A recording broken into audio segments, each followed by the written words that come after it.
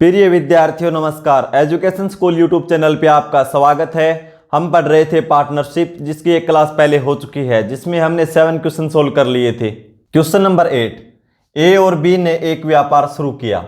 इस व्यापार में उन्होंने 2:3 के अनुपात में निवेश किया।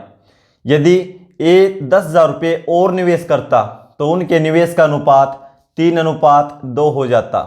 तो ए ने कुल कितने रुपए निवेश किए थे? देखो, वे दो पार्टनर हैं, ए और बी। पूंजी का क्या अनुपात है? जो इन्वेस्टमेंट किया है उसका अनुपात दे रखा है शुरू में 2:3। भाई ए ने 2 रुपये लगाए तो बी ने 3। फिर बोलता है यदि ए 10,000 रुपये और निवेश करता, भाई जितना कर रखा वो तो ठीक है, इसके अलावा 10,000 रुपये और निवेश करता, यानी 10,000 रुपये और निवेश करता, तो निवेश का अनुपात 3:2 हो जाता। फिर 3:2 हो जाता। देखो भाई, ए ने 10,000 रुपये निवेश किए हैं, लेकिन बी ने तो जो पहले धन लगाया था वही सेम है, तो इसका अनुपात तो बराबर रहना चाहिए ना। तो इसको हम बराबर करेंगे। पहले कैसे करेंगे? इसको 2 से गुणा कर देंगे ऊपर के अनुपात को, और इसको 3 से गुणा कर देंगे।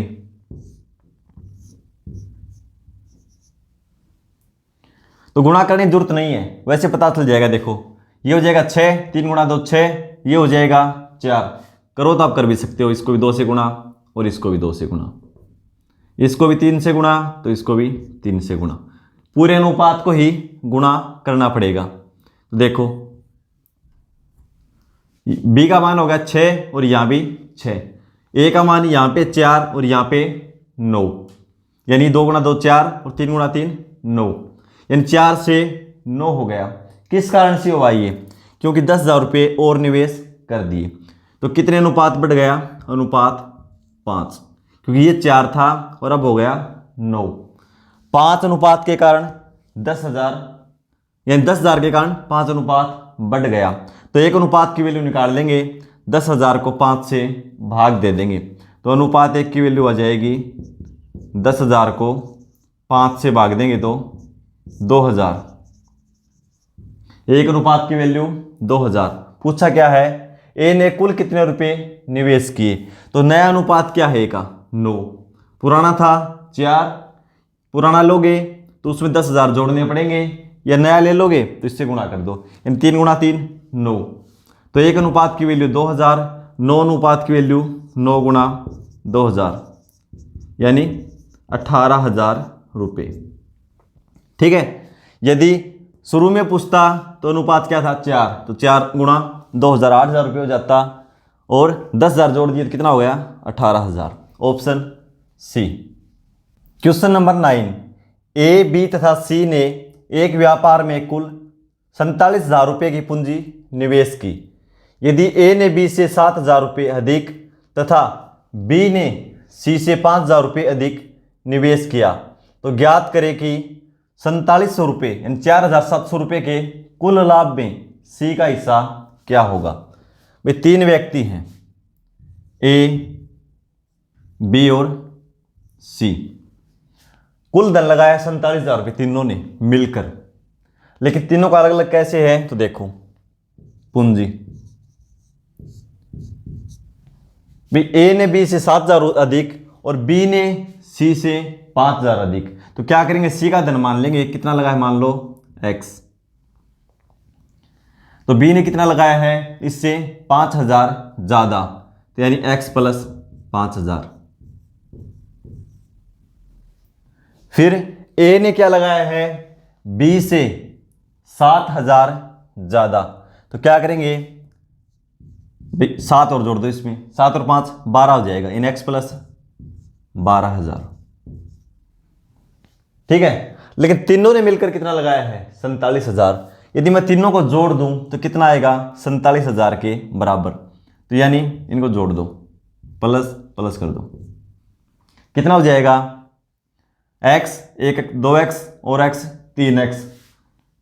3x प्लस 12 और 5 17,000। और किसके बराबर है ये? कुल धन तीनों ने लगाया है 47,000, तो 47,000 के बराबर है। x की वैल्यू में निकालनी है, तो 3x बराबर 17,000 इस साइड प्लस का है, उस साइड जाएगा तो ये माइनस का। 47,000 में से 17,000 घटाएंगे तो 30,000, और x की वैल्यू निकालेंगे तो 3 से भाग दे देंगे, यानी 10,000। x की वैल्यू है 10,000, तो क्या निकालना हमें? तो ज्ञात करें c का हिस्सा क्या होगा। c का हिस्सा निकालना है, तो पहले सभी का पूंजी देख लेंगे कितनी कितनी लगाई थी। x का मान है 10,000, तो a का क्या हो जाएगा? b c। देखो समय बराबर है, समय बराबर हो तो पूंजी का अनुपात ही लाभ का अनुपात होगा। तो यह सीधा हम लाभ का अनुपात भी निकाल सकते हैं। कैसे निकालेंगे? तो देखो कुल पूंजी ए ने कितनी लगाई थी? x का मान है 10,000 और ए ने लगाई थी x प्लस 12,000, यानी 12 और 10 22,000। बी ने कितनी लगाई थी? x प्लस 5,000, x का मान है 10,000 और 5 ये, यानी 15,000।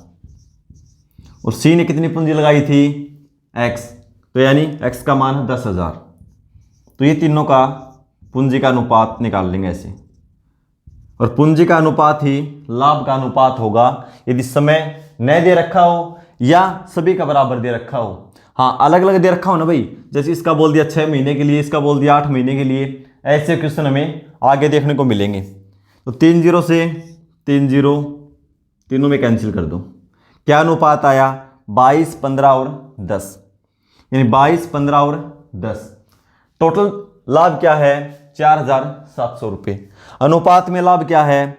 22 15 37 और 10 47। 47 अनुपात का वैल्यू कितना है? 47 अनुपात की वैल्यू 4700, यानी 4,700। एक अनुपात की वैल्यू निकालेंगे तो 4700 को 47 से भाग दे देंगे, क्योंकि तीनों का लाभ का अनुपात हमने जोड़ दिया। 22 15 37 और 10 47, तो कितना आएगा? 100। एक अनुपात की वैल्यू 100। सी का लाभ पूछा है, तो सी का अनुपात में लाभ कितना है? 10, और एक अनुपात की वैल्यू 100, तो कितना हो जाएगा? सी का लाभ 10 गुणा 100, यानी 1,000 रुपये। 1,000 रुपये, option C. Question number 10, x तथा y अपनी पूंजी क्रमशः 3:2 के अनुपात में निवेश करते हैं। यदि कुल लाभ का 5% दान पात्र में जमा किया गया तथा x ने 8,550 रुपये का लाभ प्राप्त किया, तो कुल लाभ ज्ञात करें। भाई इन्हें पूंजी लगाई थी 3:2 के अनुपात में, जो भी लाभ हुआ उसको पहले 5% दान पात्र में जमा किया गया, जो बचा है 95% उसको 3:2 में बांटा गया है। तो ये पूछना चाहता है कि कुल लाभ कितना हुआ था। तो देखो ए और बी पूंजी लगाई थी 3:2 में, तो समय दे नहीं रखा, तो पूंजी का अनुपात ही लाभ का अनुपात होगा, यानी ये भी 3:2 हो जाएगा। इसी अनुपात में लाभ बटेगा, लेकिन 5% दान पात्र में दिया गया, यानी यहां कितना था धन, जो भी था लाभ या पूंजी एक ही चीज है दोनों, क्योंकि इसी अनुपात में लाभ बटेगा। यहां अपने आप में 100% था, ठीक है, लेकिन 5% दान पात्र में दे दिया, जमा कर दिया। उसके बाद कितना बचा? 95%। भाई इसमें से कितना ही धन निकाल लो, लास्ट में जो बचेगा ना वो 3:2 में ही बचेगा, ठीक है, यानी 3:2 में ही बचेगा। ठीक, क्या है ये? लाभ। क्योंकि जब समय न दे रखा हो, ये दोनों में समान हो, तो पूंजी का अनुपात ही लाभ का अनुपात होता है, ठीक है। तो इसमें से 5% दान दिया है, तो दोनों में से बराबर निकला है ना, कुल में से 5% दान दिया, तो दो धन बचेगा, जो धन वो भी 3:2 में ही रहेगा। ये अपने आप का कितना प्रतिशत है? 95%, ठीक है। ये धन दोनों ने बांटा है 3:2 में, तो क्या एक्स वाई दे रखा है क्या, ये एक्स वाई, ठीक है। 3:2 में कुल लाभ का 5% दान पात्र में जमा किया गया। एक्स ने 8,550 का लाभ अर्जित किया। एक्स ने कितना, 8,550। इन 3 अनुपात की वैल्यू कितनी है, 8,550। तो एक अनुपात की वैल्यू निकालेंगे तो 8,550 को 3 से भाग दे देंगे। 3 अनुपात की वैल्यू है नहीं, ठीक है। तो एक अनुपात की वैल्यू निकल आएगी। हमें क्या चाहिए, हमें कुल धन ज्ञात करना है। तो कुल धन ज्ञात करने के लिए क्या करेंगे, पहले 95% की वैल्यू निकाल लेंगे। कैसे निकालेंगे भाई, 3 अनुपात का मान ये है, 1 अनुपात का निकाला है तो इसको भाग दे दिया हमने 3 से, टोटल निकाल देंगे। 3 और 2 कितना है, 5, तो 5 से गुणा कर देंगे, ठीक है। ये यहाँ 95% की वैल्यू आ जाएगी। अब 3 से भाग करेंगे तो 6, 2, 3 8 24, 1 3 5 15। अब 5 से गुणा कर दो इसे, या चाहो तो ऐसे भी रहने दो कि दोबारा भी 100% की वैल्यू निकालनी है। अगर गुणा करो तो गुणा कर दो।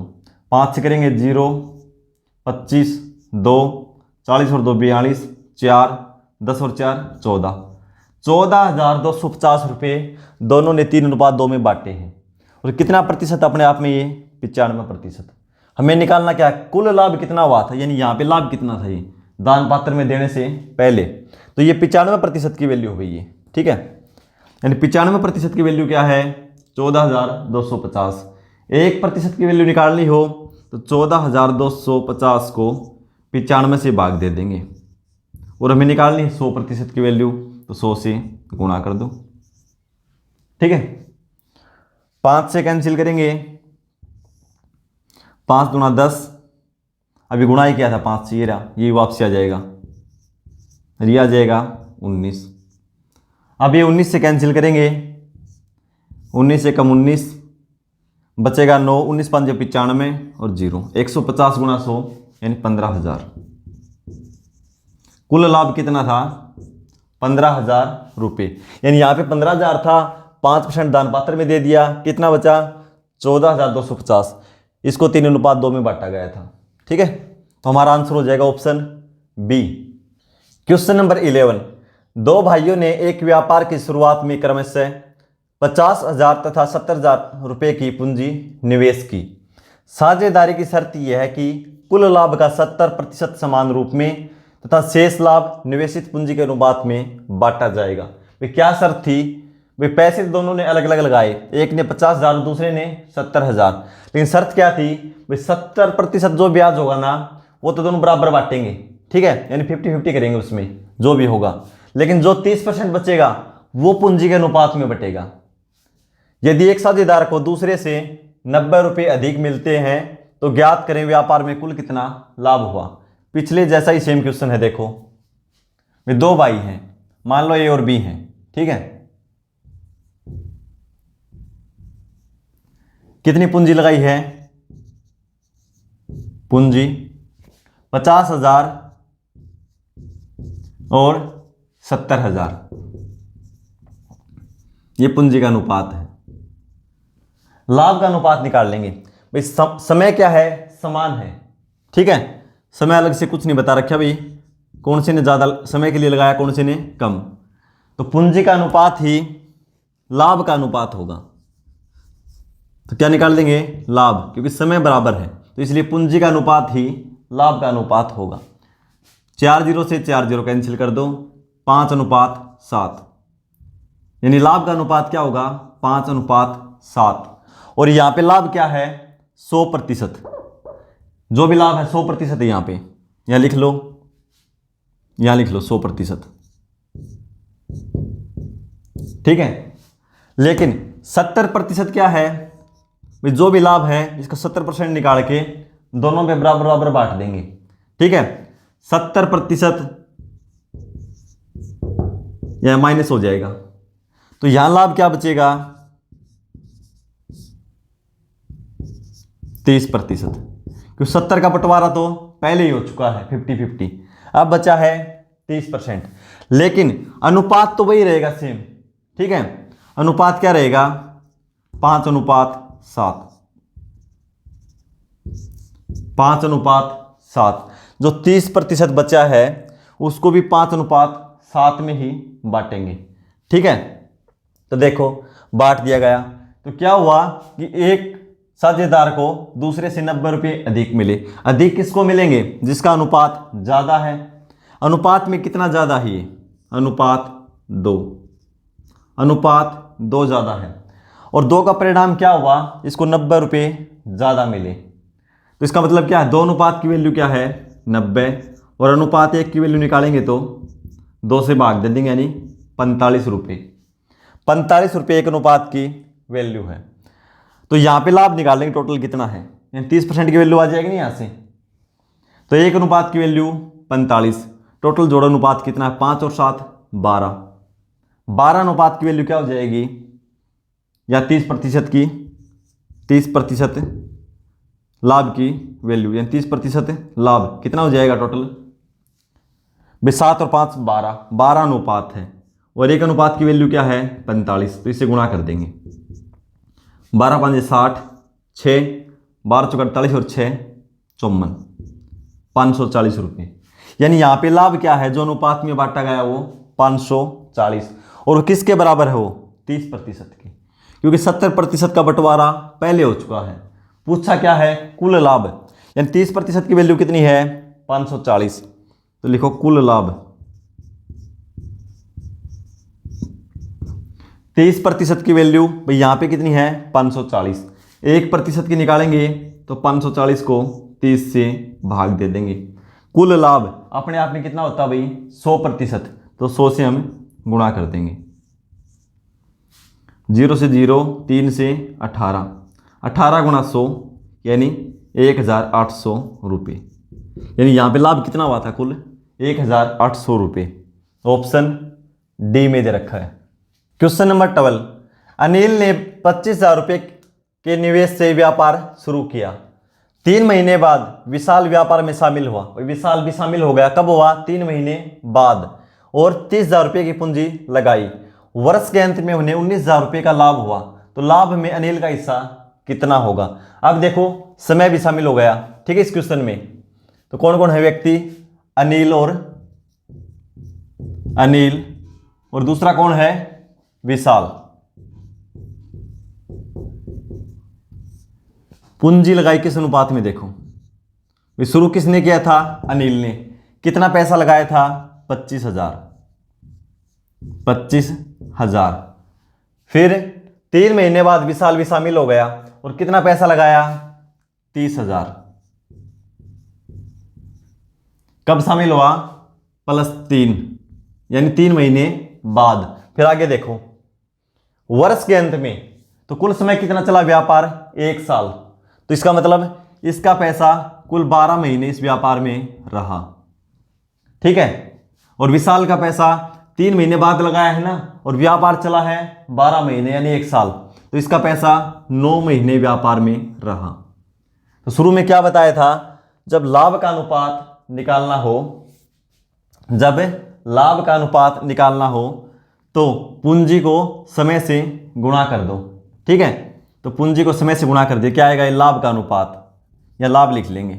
ये पूंजी थी, ये अब क्या बन गया? ये लाभ, क्योंकि पूंजी थी 25,000 और 30,000। तो ज़्यादा लंबा क्वेश्चन करने के बजाय हम यहीं पे लिख लेंगे लाभ। तो पूंजी को हम समय से गुणा कर देंगे। ठीक है, और दोनों का अनुपात कर देंगे।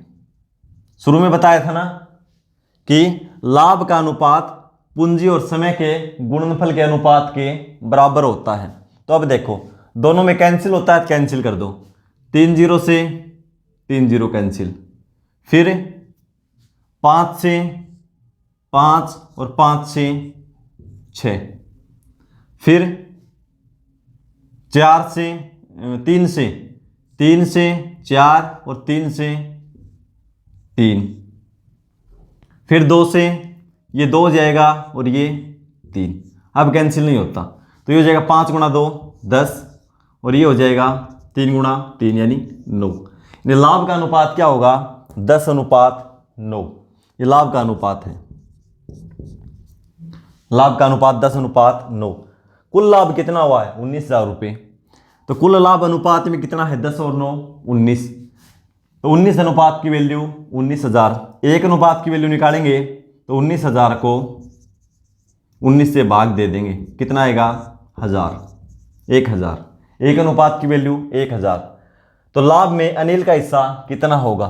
तो अनिल का अनुपात में कितना है 10, तो 10 को हम 1000 से गुणा कर देंगे, कितना आएगा 10,000 रुपये। ठीक है, तो ये हो जाएगा अनिल का लाभ का हिस्सा 10,000 रुपये, option A. Question number 13, A B तथा सी ने मिलकर एक व्यापार शुरू किया। ए ने 15,000 रुपये 8 महीने के लिए, बी ने 12,000 रुपये 9 महीने के लिए तथा सी ने 8,000 रुपये पूरे वर्ष के लिए लगाए। यदि साल के अंत में 10,800 रुपये का लाभ हुआ तो ए तथा सी के लाभ का अंतर क्या होगा? देखो 3 व्यक्ति हुए, ए बी और सी। तीनों ने, ए ने लगाए हैं 15,000 रुपये और कितने समय के लिए? 8 महीने के लिए। तो लाभ का अनुपात हम सीधा यही निकाल देंगे। लाभ का अनुपात कैसे निकलेगा? पूंजी गुणा समय। तो ए ने 15,000 रुपये लगाए, कितने समय के लिए? 8 महीने के लिए। फिर बी ने 12,000 रुपये लगाए 9 महीने के लिए, अनुपात में कर देंगे 12,000 गुणा 9। फिर बोलता है सी ने 8,000 रुपये पूरे वर्ष के लिए लगाए, यानी 8,000 रुपये लगाए हैं और कितने समय के लिए? पूरे 12 महीने के लिए। तो लाभ का अनुपात निकाल देंगे। ठीक है, 3 जीरो हैं तो सभी में 3 कैंसिल कर दो, 3 जीरो कैंसिल कर दी। उसके बाद देखो 4 से कैंसिल हो जाएगा, ये 4 से 2, ये 4 से 3 और ये 4 से 2। अब फिर 3 से कैंसिल हो जाएगा, 3 से करेंगे ये आ जाएगा 5, ये 3 से 3 कैंसिल हो जाएगा और 3 से हो जाएगा 4। तो अनुपात क्या हो जाएगा? 5 गुणा 2 10, बी का हो जाएगा 9, सी का हो जाएगा 2 गुणा 4 यानी 8। ये लाभ का अनुपात है भाई, ए का 10, बी का 9 और सी का 8। साल के अंत में कुल लाभ कितना हुआ है? 10,800 रुपये का। तो ए और सी के लाभ का अंतर, कुल लाभ दे रखा है 10,800। तो अनुपात में देखो 10 और 9 19, 19 और 8 27। 27 अनुपात की वैल्यू कितनी है? 10,800। 1 अनुपात की वैल्यू निकाल देंगे, इसको 27 से भाग दे देंगे क्योंकि अनुपात का योग 27 है। 27 चौके 108, कितना आया? 400 रुपये। 1 अनुपात की वैल्यू 400 रुपये। पूछा क्या है? ए तथा सी के लाभ का अंतर। तो ए का लाभ कितना अनुपात में? 10 और सी का है 8। अनुपात में अंतर कितना है? 2। और 1 अनुपात की वैल्यू कितनी है? 400। तो यहीं पे गुणा कर दो, 2 गुणा 400 यानी दोनों के लाभ का अंतर है 800 रुपये। तो option C. Question number 14, A B और सी एक व्यापार में साझेदार हैं। ए पूरे वर्ष के लिए 4,000 रुपये लगाता है।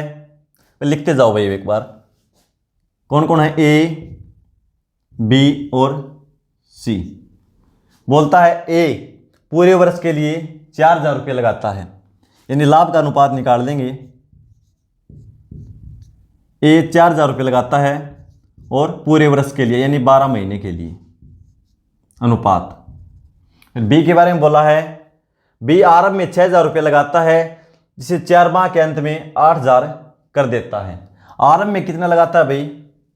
6,000 रुपये, यानी 6,000 रुपये लगाता है, तो 6,000 लिखो। फिर आगे देखो क्या बोलता है, जिसे 4 माह के अंत में 8,000 कर देता है, यानी 2,000 रुपये और बढ़ा देता है। लेकिन 4 महीने तक तो कितने थे? 6,000, यानी 4 महीने तक 6,000। फिर प्लस करो, फिर अगले 4 महीने बाद क्या कर देता है? वो इसको 8,000 कर देता है, यानी 2,000 रुपये और बढ़ा देता है, 8,000 और कर देता है। जबकि अगर समय नहीं बता रखा भी कब तक रहता है, आगे पढ़ो पहले। जबकि सी आरंभ में 8,000 रुपये लगाता है। सी आरंभ में कितना लगाता है भाई? 8,000, तो 8,000 लिखो। परंतु 9 माह के अंत में 2,000 रुपये निकाल लेता है। 9 महीने बाद निकालता है ना, तो 9 महीने तक तो 8,000 रुपये रहा। उसके बाद क्या बोलता है, 9 माह के अंत में 2,000 रुपये निकाल लेता है। तो अब कितना बचेगा, 2,000 निकालने के बाद 6,000। अब आगे देखो, वर्ष के अंत में, यानी व्यापार 1 वर्ष चला है, तो 4 महीने तक पूंजी ये थी, तो अगले 8 महीने ये थी। 9 महीने पूंजी कितनी थी सी की, 8,000, और अगले 3 महीने 6,000। वर्ष के अंत में 16,950 के लाभ में बी का हिस्सा ज्ञात कीजिए। भाई कुल लाभ कितना है, 16,950, ठीक है, कुल लाभ ये दे रखा है, बी का हिस्सा निकालना है। तो पहले इस लाभ का अनुपात निकालेंगे। तो देखो भाई, इसे गुणा करके ये गुणा करो, ये जोड़ो, ये गुणा करो, ये इसमें जोड़ो, ये करने की जरूरत नहीं है, हम सीधा कैंसिल कर देंगे। कैसे करेंगे, होना सभी में चाहिए भाई। जैसे नहीं मानो 3 0 सभी में है क्या, इसमें है, इसमें भी है। इसका मतलब ये नहीं जैसे आपने ये तो 3 0 कैंसिल कर दी और इसमें 2 थी, फिर क्वेश्चन गलत हो जाएगा। सभी में होनी चाहिए। या फिर आप पहले इसको गुणा करो और इसको गुणा करो, दोनों को आपस में जोड़ के लिखो, तो उसमें टाइम ज़्यादा लगेगा। इसलिए क्या करेंगे, 3 0 से 3 0, इसमें भी 3 0 हैं, इसमें भी हैं, इसमें भी, सभी में होना चाहिए, ठीक है। हम 3 0 कैंसिल कर दी। उसके बाद देखो भाई, 4 से कैंसिल करें तो ये हो जाएगा, ये भी ये हो जाएगा, लेकिन ये नहीं होगा 4 से। ये फिर 3 से करें, 3 से ये नहीं होगा, तो इसकी गुणा कर लो एक बार। 12 गुणा 4 48, अनुपात 6 गुणा 4 24, ये बीच में जुड़ेगा। 8 गुणा 8 64, 64 और 24 जोड़ेंगे तो 88, 64 और 24 84 और 88 हो जाएगा, ठीक है। उसके बाद सी का अनुपात जोड़ेंगे तो 8 9 72 और 6 3 18, 72 और 18 90। अब 2 से कैंसिल हो जाएगा, ये 2 से कैंसिल कर देंगे, 2 से पहले हो जाता। चलो अब कर लो 2 से, कोई बात नहीं। 2 से 24, 2 से 44 और 2 से 45, ये अनुपात हो जाएगा। तो बी का हिस्सा पूछा है, तो कुल लाभ जोड़ दो भाई। लाभ का अनुपात है 24 अनुपात 44 अनुपात 45, जोड़ेंगे तो 45 गुणा 2 90, 90 में से कम कर देंगे 89, तो ये हो गया 89 और 24 यानी 11 और 13, 113 हो जाएगा। अनुपात में कितना हो जाएगा, ये 113। और वैसे कुल लाभ दे रखा है 16,950, तो इसको 113 से भाग दे देंगे। 113 अभाज्य संख्या है, यानी प्राइम नंबर है, तो किसी से कैंसिल तो होगे नहीं, तो सीधा 113 से कैंसिल करो इसको। एक बार में 113, कितना बचेगा, 169 में से 113 घटाएंगे तो 56, तो संख्या क्या बच जाएगी फिर, आगे 5 है। तो देखो भाई, 5 से गुणा करेंगे, 100 को 5 से गुणा करेंगे 500, 13 को 5 से गुणा करेंगे 65, यानी 5 बार में कैंसिल हो जाएगा ये। फिर आगे एक 0 है, तो 0 लगा दो, कितना आया 150। एक अनुपात की वैल्यू 150। पूछा क्या है, बी का लाभ क्या है, तो बी का अनुपात में कितना है 44, तो 150 से गुणा कर देंगे। 0 पहले लगा लो, 15 चौके 60, 6 15 चौके 60 और 6 66, यानी बी का लाभ कितना है 6,600 रुपये। Option D. क्वेश्चन नंबर 15, ए तथा बी ने एक व्यापार में क्रमशः 48,000 रुपये तथा 60,000 रुपये का निवेश किया। 3 माह के बाद ए 8,000 रुपये निकाल लेता है, जबकि व्यापार शुरू होने के 6 माह बाद बी 6,000 रुपये और निवेश करता है। यदि वर्ष के अंत में कुल लाभ में से ए को 12,000 रुपये मिला तो कुल लाभ ज्ञात करें। इस क्वेश्चन को सोल्व करके आंसर कमेंट बॉक्स में लिख देना। मिलते हैं कल की क्लास में। धन्यवाद।